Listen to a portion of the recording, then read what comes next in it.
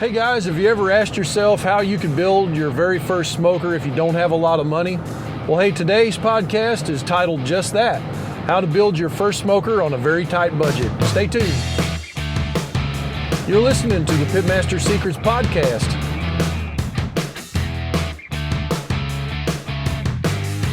Hey, so Scott and I had to jump in the truck and make a material run, so we figured, why not? Let's throw a couple podcasts at it here. So one of the things I've been wanting to do is kind of reach out to the guys that have been listening to the podcast that haven't actually taken the plunge and built their first pit yet. There's a whole lot of reasons why you might not.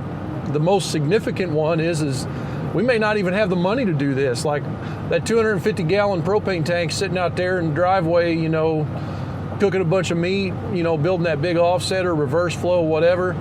Like, they don't come free. They're not cheap. So we have to somehow find a way to build this thing, with some form of supplemental income or something like that. Because the last thing we want to do is take money out of the family till, and build it. Then we got all kinds of external pressure on us to get the thing done, cook on it, all these things. You don't get to take time and enjoy your build. So we decided that on today's podcast, we're going to cover that for you. So the first thing I would do here is, how to find material. The material is the expensive part, right? Well, tools also, but the biggest, most upfront thing we got to figure out is even if you had some other way of getting the tools, you got to find material.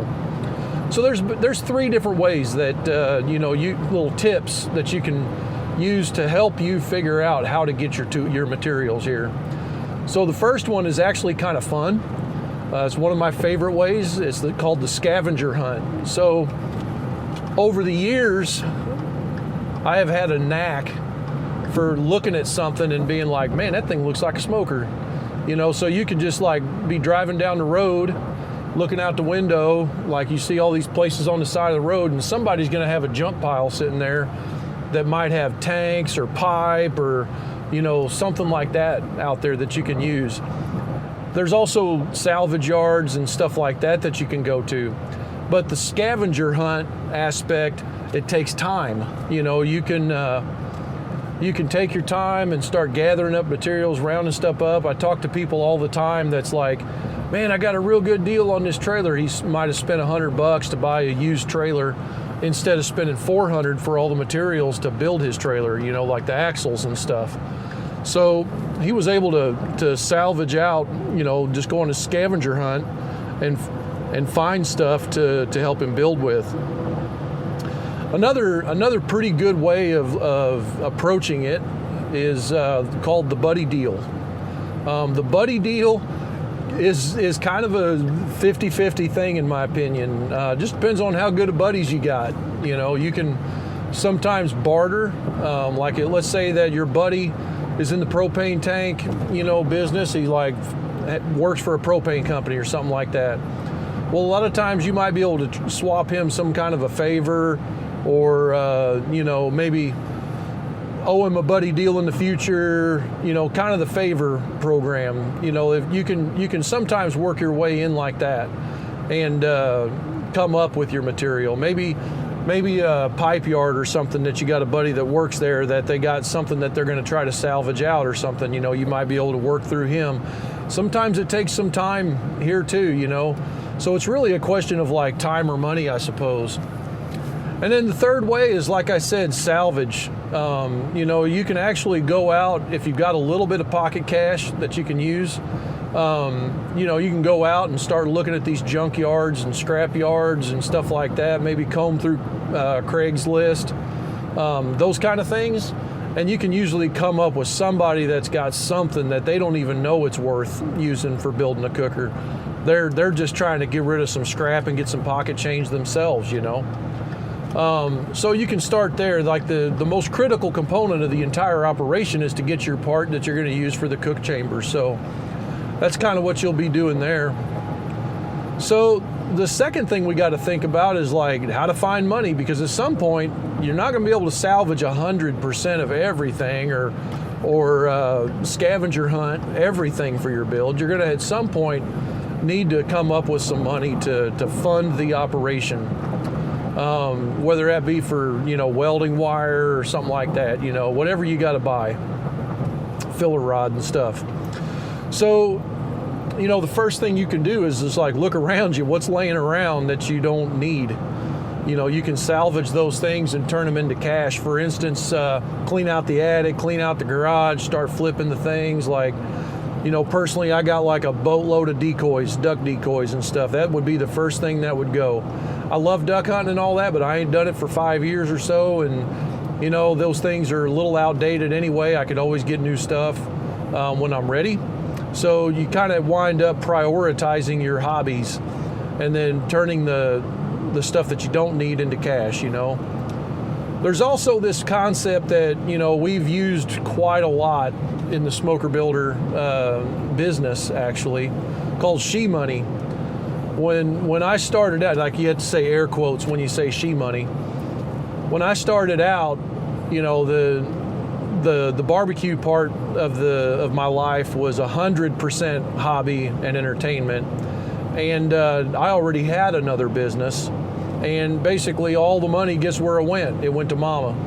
That check every week would go to my wife and the family, and we just kind of, that's just the way it was. And the last thing you want to do when you've already got a business venture going that requires a lot of your energy and time and everything like that, and you're buying trucks and all these things for the other business, the last thing you want to do is go in there and try to take money from the personal till to buy materials or tools or anything with. So we came up with this she money concept, which is money she don't know about.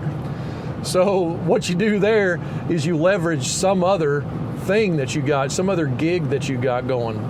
For instance, in the refrigeration trade, we had a whole lot of scrap, and I was able to, like, when we tore out equipment, that stuff had to go somewhere, and it was too costly for the business to sit there and pay a man to go out there and cut it all up. So that kind of became my side hack. I'd go out there and start cutting up material and take it to the scrap yard. Eventually, we wound up getting enough material laying around here and there that, I had a pretty good, scrap operation going. And that scrap money would pay for the material I needed or whatever.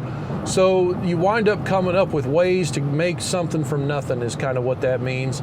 And then it's not on the family documentation anywhere, and I'm not trying to tell you to be dishonest by any means, but if your family needs it worse than you do, that's one thing. You can always split it and give her half and you keep the other half, but because she doesn't technically have to not know about it. But anyway, you get the point. I'm not trying to get you in trouble. So the third methodology behind this, how we can come up with this material or the money for our material and tools and stuff, is called trading and swapping. So you might have something that might actually be of value to somebody else, and you might not even have to get into the cash game. You might be able to just take something and flip it and turn it into something else, and then maybe take that thing and flip it and swap that and turn it into a little bit of money or something or whatever. You just got to work the deals. Think outside the box. What do I have that I don't need, that I walk past every day, that I use 1% of my time? And, when I do use it, I wind up either working on it or something's wrong with it or it's not working great for me. Anything like that. That thing's got to go. That can turn into a smoker. So the third thing we're going to talk about here is build and sell.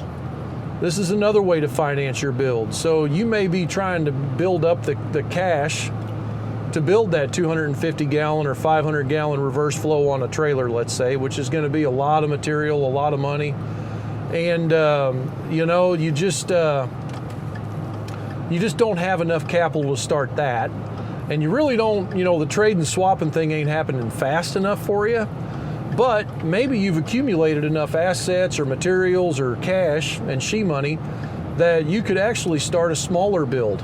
So one really good way to just kind of get the itch scratched is to start building a small smoker. Like my first one I ever built in my whole adult life was built with a lacquer thinner 55 gallon barrel. Now it wasn't the greatest and I messed it up pretty bad, and that was back in the early 90s, probably about 95 I think.